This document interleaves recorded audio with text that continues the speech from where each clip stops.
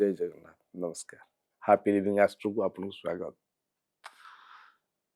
जिते काम कले अंटुनी घंटुनी धन संचय होकर रोनी असुविधा बेले धार करा पड़ुछि। तेणु ये मुक्ति पाइबा कौन करेंगे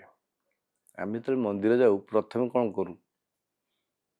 ना घर जो जल नहीं जाऊ बेलपत्र नहीं जाऊ आमे ताकू आगे जल अर्पण करूँ बा दुग्ध अर्पण करूँ तापर बेलपत्र अर्पण करूँ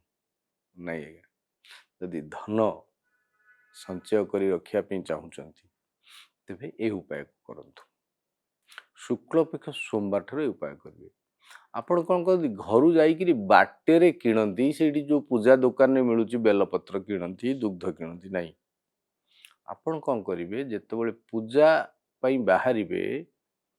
घर सब जिनस धरिकी जातु गंगा जल टे कि आणतु नोटार पूरी बंद कर नहीं जातु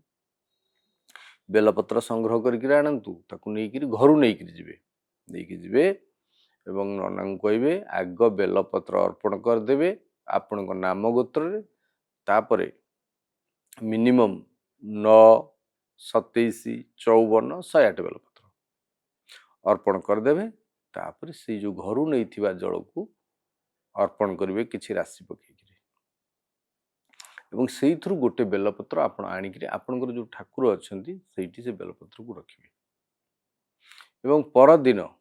जो आउ गोटे बेलपत्र आणवे 9 दिन उपाय करने कहली कि 27 दिन आउ गोटे बेलपत्र पुणी परदिन नहीं कि जी बेलपत्र अर्पण करेंगे गोटे बेलपत्र आनी पूर्व बेलपत्र को जलाशय करदे किंबा आपणकर घर ईशान्य कोण निर्दिष्ट स्थान गोटे गात खोलिए से रखी रखी जी जिते 9 दिन करेंगे कि 27 दिन करेंगे कि 108 दिन करेंगे से पोती देवे देखिए आपणकर जो धनर अभाव होता कि अभाव होनी सर्वसुख लाभ हो धन संचय हो अभाव बोध रही पिला माने घरे खुशी रे